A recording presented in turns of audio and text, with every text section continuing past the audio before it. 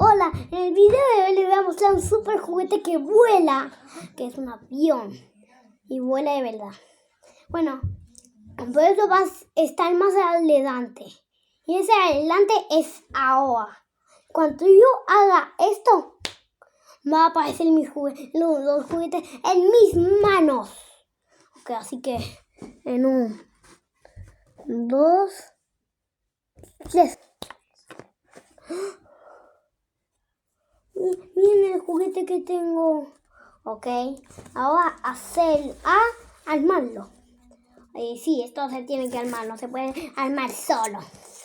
No viene así hecho, viene así, es armado, porque vino en una bolsa estirada, pero es armado, no vino así.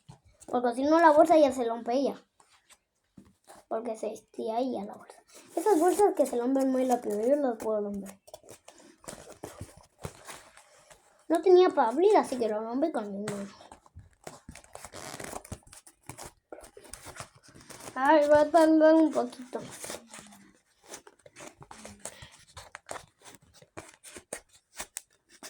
Ok, ya lo terminé de hacer. Bueno está. Ahora, esto tiene algo que ustedes no saben. Me lo puedo hacer en el cuello para no sostenerlo, que estoy cansado. Y ahora miren lo que va a pasar cuando yo haga esto.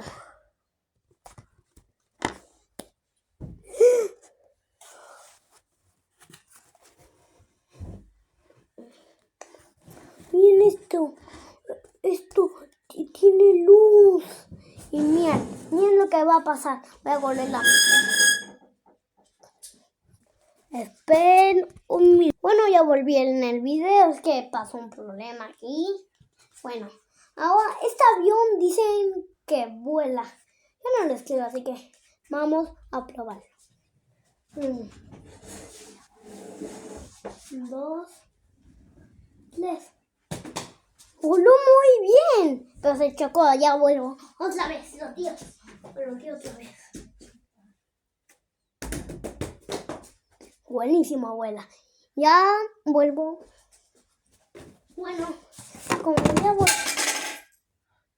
se me cayó algo. Así que ya volvemos en unos minutos. Ya volví, aquí tengo el avión. Ahora, esto se va a parar cuando yo haga esto.